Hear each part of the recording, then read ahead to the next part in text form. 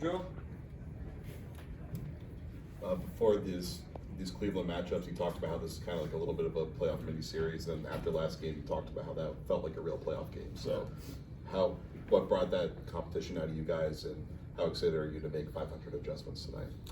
Yeah, I mean, I think what brought the competition out is the environment, and I thought Cleveland played a really hard game. I thought they played really well, especially coming off a back-to-back in Orlando.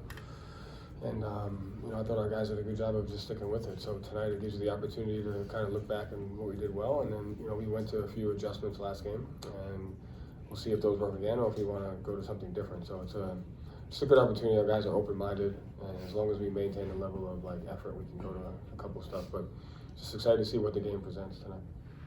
Last year, Derek's minutes could kind of go up and down sometime. He didn't always close games. And then you came out in June or July or whatever and said he's going to be our starting point guard. How was it the plan for him to get more minutes now, close all the time now? How important was that to you as you kind of formulated what to do with this roster? Yeah, I mean, I just felt like with the roster that we had, it was important to empower him early and let him know that, you're going to be the point guard.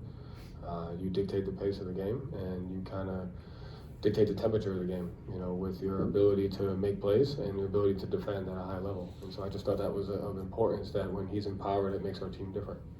Last year, when he wasn't closing games sometimes, how difficult of a decision was that for you because of how well you guys played with him on the court, to sometimes not go to him?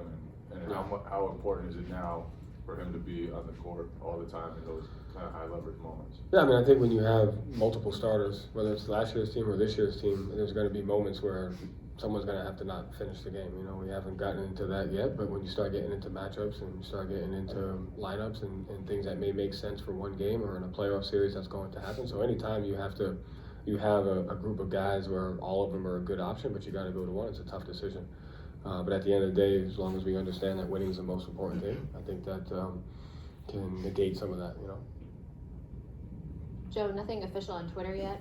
How's Jaylen doing, and what is going to be the process for him to see if he can go tonight? I haven't checked in with him yet. I'm assuming he'll go through shoot around. He'll go through his shooting time. He went through shoot around today, so I think it just depends on how he feels after that. Joe, you've given up 15 plus threes, and they're shooting 40%. 4 straight games. You're 3-1 during those games. I felt like last year, I looked it up, you were 4-6 during games like that. How are you guys still figuring out ways to win when teams are out shooting you from 3 or you're giving up a lot of points from 3? Yeah. The first one to that is it went back to do we do some things different defensively. There's never one way to skin a cat. So you've seen over the years Milwaukee and us be top of the league defensively by limiting threes, and you've seen other teams like Miami and something where they lead the league in threes giving up. They contest them really well, and over the course of time, they're a top defense as well. So I think you can do it a bunch of different ways, but I think at the end of the day, it comes down to rebounding, it comes down to turnovers, and it comes down to free throws. And so last game, we shot 27. We did a great job of not fouling them. Part of that is because they didn't drive it as much. We had 12 offensive rebounds. They had 6. And, we lost the turnover margin by 2. But it's just a combination of those things. You try to win all of them every night, but it's hard. But if you can win, 2 to 3 of those, it gives you a chance, even when teams are playing well from 3. And the other side is the emotional piece. I thought our guys did a good job, even though they were shooting lights out from 3, of not overreacting, of adjusting at the right time, and just continuing to play regardless of how well they were playing on offense. Kind of stuck to the process. So that's a challenge too, especially against a really talented team like Cleveland. You guys signed Drew Peterson. What do you like about him? What do you think he could potentially bring for you guys? He played really well in summer league. Had a really good game against us, and just his ability to shoot, his ability to think. You take a look at Sam and what he's done. So the more times you can plug in guys into a specific role of what they can become over time, and you see it working to fruition, it's kind of a formula that you have, and you just look to develop that. Joe, what was your relationship like with Max Strus when he was here? I hated him.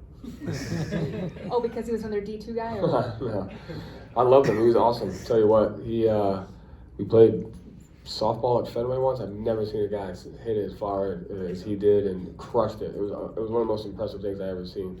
But he was great. I can't remember if it was my first year or second year, but he just always got there early, and just the intensity that he brought to every single workout.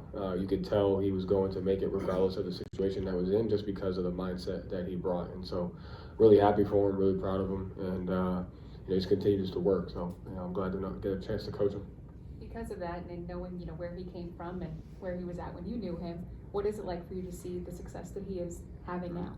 I think it's cool. I think it gives you a chance to say it doesn't really, especially today, with the resources and the attention that everyone's getting, it doesn't really matter where you're from if you have a certain mindset and a certain work ethic, and you can achieve anything. So guys like him, it's fun, because I grew up in this league coaching guys like him, and so when you see it, you're proud of him. Thank you, Joe. Thanks.